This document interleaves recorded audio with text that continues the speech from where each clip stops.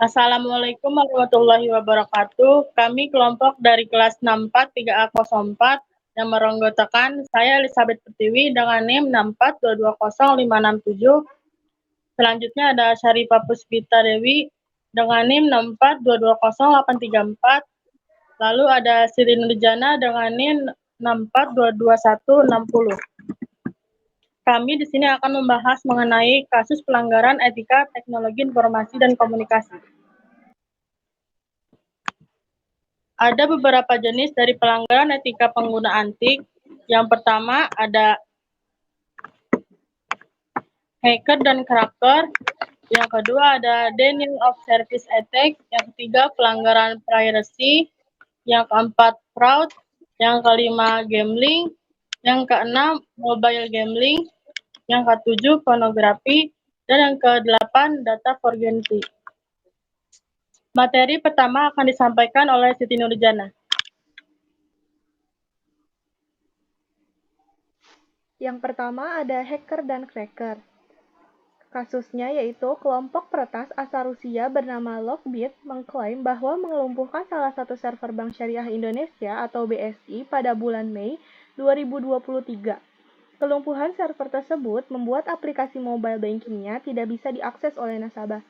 Selain itu, BSI juga kehilangan sebanyak 1,5 terabyte data, termasuk data pribadi nasabah dan karyawan. Kasus ini dikenal sebagai ransomware karena Lockbit meminta sejumlah uang agar data tersebut dikembalikan jika tidak ingin dijual ke dark web.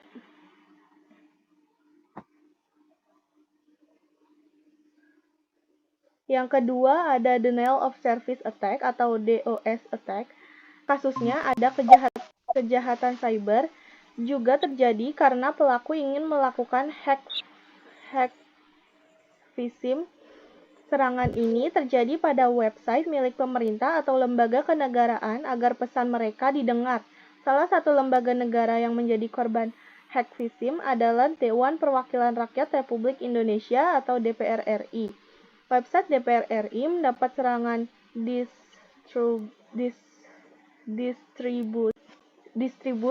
denial of service atau DDoS yang ditandai dengan melonjaknya trafik sehingga memadati sebuah server. Alhasil, server DPR RI tidak mampu menampung banyaknya permintaan sehingga mengalami kerusakan. Tindakan ini sengaja dilakukan oleh peretas untuk mengubah tampilan website, tepatnya pada bagian header-nya. Server tersebut juga akhirnya ditutup sementara untuk dilakukan perbaikan. Namun, website DPR RI menjadi lebih lambat meskipun sudah berhasil dipulihkan.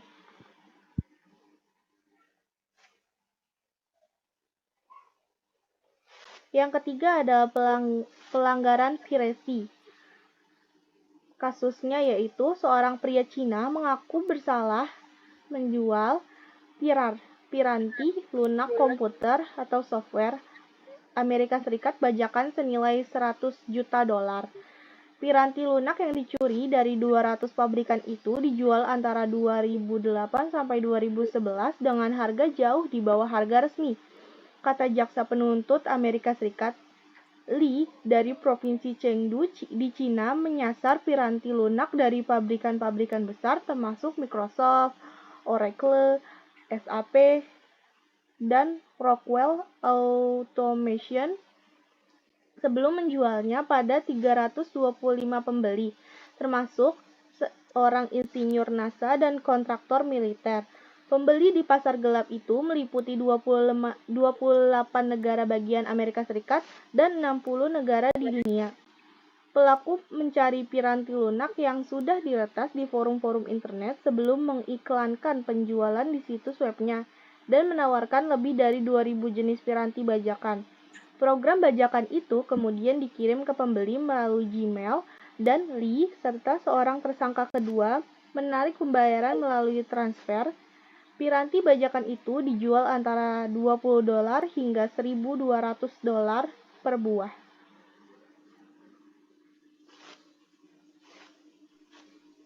Selanjutnya ada fraud, merupakan kejahatan manipulasi informasi dengan tujuan mengorek keuntungan yang sebesar-besarnya. Di sini mengambil kasus dari PT Garuda Indonesia Persero Tbk. Pada laporan keuangan tahun 2018, Garuda mencatat laba bersih dengan senilai 239,4 juta US dollar atau setara dengan 3,4 triliun.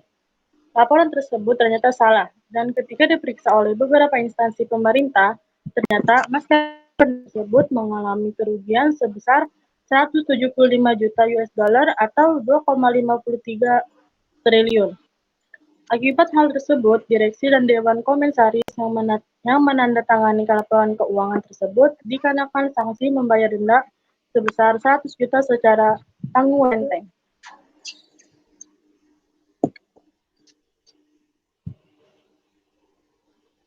Selanjutnya ada gambling. Gambling merupakan perjudian, tidak hanya dilakukan secara konvensional, akan tetapi perjudian sudah marak di dunia siber yang berskala global. Di sini ada kasus dari selebgram di Bogor dapat 7 juta tiap bulannya. Tersangka yang berinisial SDM berusia 22 tahun ditangkap di sebuah kafe di Bogor pada Jumat 18 Agustus 2023 karena mempromosikan judi online di media sosialnya. Kapolresta Kota Bogor Kombes Bismo Teguh Parkoso mengatakan yang memiliki 81.000 followers tersebut mengiklankan atau mempromosikan link bermuatan perjudian online. Ia mengunggah konten perjudian online ini melalui akun media sosialnya pada akun Ara Mudrika dengan bayaran setiap bulannya yaitu sebesar 7 juta. Selanjutnya ada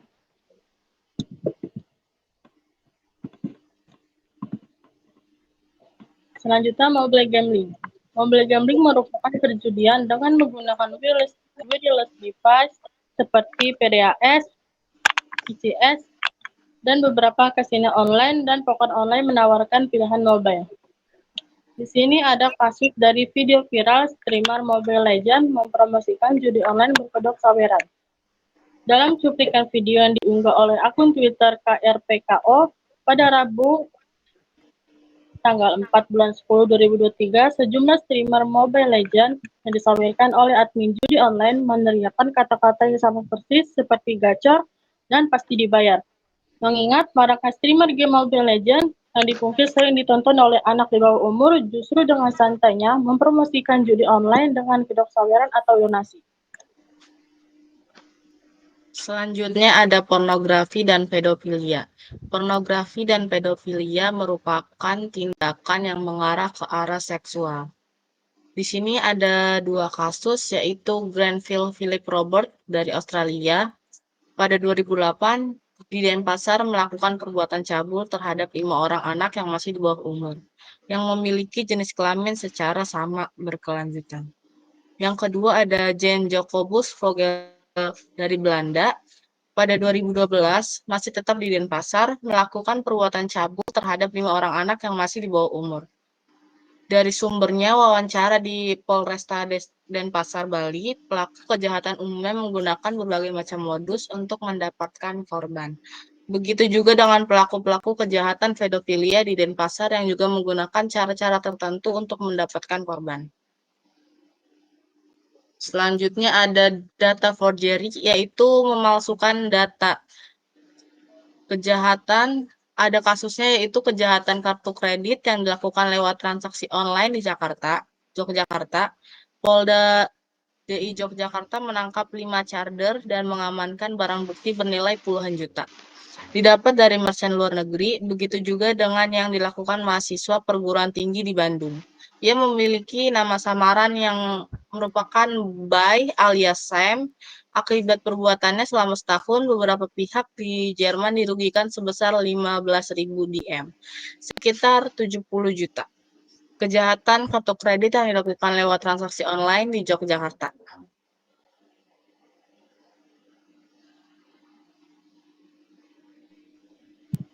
Sekian presentasi dari kami, kurang lebih mohon maaf. Wassalamualaikum warahmatullahi wabarakatuh.